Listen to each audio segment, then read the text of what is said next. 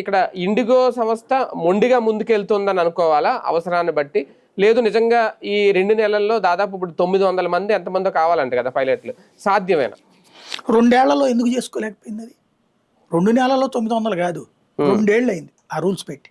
అంటే ఓకే, అంటే ఇప్పుడు టైం నేను అనేది ఇప్పుడు గడువు ఇంకా 2 ఏళ్లలో 900 మందిని ఎందుకు రిక్రూట్ చేసుకోలేకపోయింది? ఆటోమేటిక్ గా చేసుకోవచ్చు. కాకపోతే ఇండియాలో ఇంకో ప్రాబ్లం కూడా ఉంది వీళ్ళకి, మేబీ నేను అనుకోవడం. కరోనా ముందు వరకు పైలట్లకు సంబంధించినటువంటి దానికి కొరత లేదు. కరోనా తర్వాత అంతర్జాతీయ ఎయిర్వేస్, అక్కడ ఉన్న డొమెస్టిక్స్ కూడా, యూరప్ దేశాల్లో డొమెస్టిక్ ఫ్లైట్స్ కానీ వాటికి ఓ ప్రాబ్లం ఎదురైంది.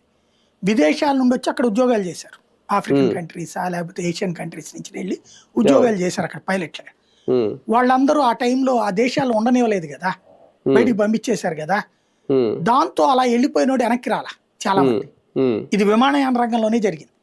విమానయాన రంగంలో చూడడానికి గొప్పగా ఉంటది కానీ వాళ్ళ జీతాలు పరిమితం, కొంతమందికి మాత్రమే ఘనం ఉంటది. మిగతా చూసుకుంటే సాఫ్ట్వేర్ వాళ్ళ కంటే తక్కువే ఉంటది.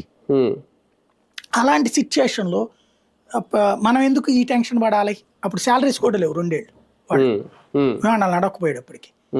దాంతో విమానయాన రంగం మీద డిపెండెన్సీ మానేసేసి వేరే వృత్తుల్లోకి వెళ్ళిపోయారు.